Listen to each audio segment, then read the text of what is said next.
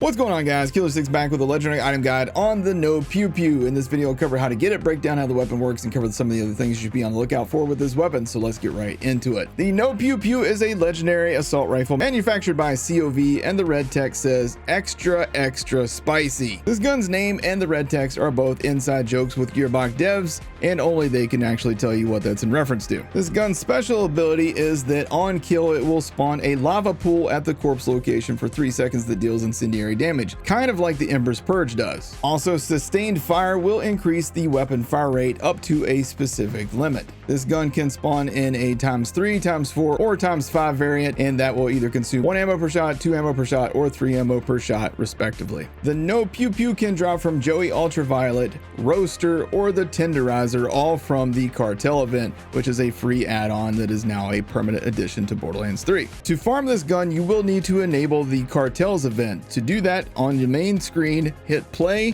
then scroll down and enable events, and then go until you see the Cartels event has been enabled. Next, you need to speak to Maurice in Sanctuary. He's the Sauron that lives in the little room across the way from Tannis's lab and right next door to Hammerlock. He's located right here on your map. Now, after speaking to Maurice, you're going to get a mission to hunt Cartel members across the galaxy and collect the rings that you can use then to open up the gate to get into Villa Ultraviolet. There's a couple of quick and easy spots you can go to collect the rings needed to access Villa Ultraviolet and take on Joey, the Cartel leader. One of the fastest ways to get the rings that you need in order to access the portal to go into the Cartels event is to go to the slaughter maps. Those are very fast and easy. I also like the Trial of Supremacy. That one is really good and easy for this, and also the Malawan Takedown. Those are my favorite spots to go to get the rings quickly and easily. Fight your way through the map following the objective. Nothing crazy, nothing out of the ordinary here, but when you get to the final fight, this is where I have a way for you to farm what you're after super fast. When the fight with Joey and his minions begins, he will send out 2 mini bosses, one at a time at first.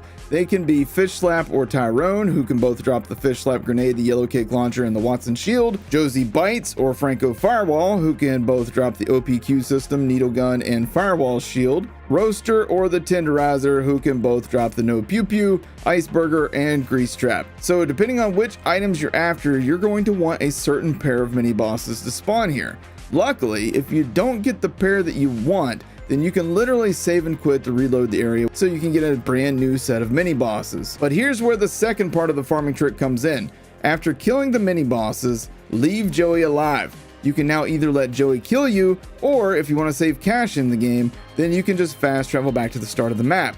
This will reset the fight, meaning that the mini bosses will respawn and they will now be the exact same 2 that you had before you died or traveled. Now, just drop back in and rinse and repeat, killing the mini bosses until you get the drops that you're after. It's important to note that you do not want to save and quit once you have the 2 mini bosses that you want, because once you save and quit, those bosses will reset and become different bosses each time. The stats on this one at Mayhem 10 level 72 are 11,474 times 4 damage, 59% accuracy, 59% handling. The repair time, aka reload time, is 4.3 seconds. The fire rate is really good on this one at 15.25 shots per second, and the shots to break, aka how long before it has to be quote unquote repaired, is 119 shots. This thing will always be fire elemental only. It cannot spawn as non-elemental, and it cannot spawn as any other element. Things to be on the lookout for with this gun are the base damage, the multiplier. If you are on Moe's, go for the ×5 because ammo is usually not going to be an issue. If you're on Zane or Amara, go for the ×4, or even go down to the ×3 variant. Flak can do just fine with the ×4 variant if you want to use that. Otherwise, the other main stat you want to look for on this gun is the base damage and the fire rate. This gun is exceptional in the hands of Moe's, especially since Moe's has so many fire boosting perks. You can make great use of this on Zane and Amara as well. It's not the most ideal weapon in the world for Flak. In terms of anointments that you should be on the lookout for, obviously consecutive hits is still very good despite its recent nerf. Any kind of character specific anointment that boosts things for your build is always good. Action skill active weapon damage 100% is great. URAD is really good as well. There's plenty of great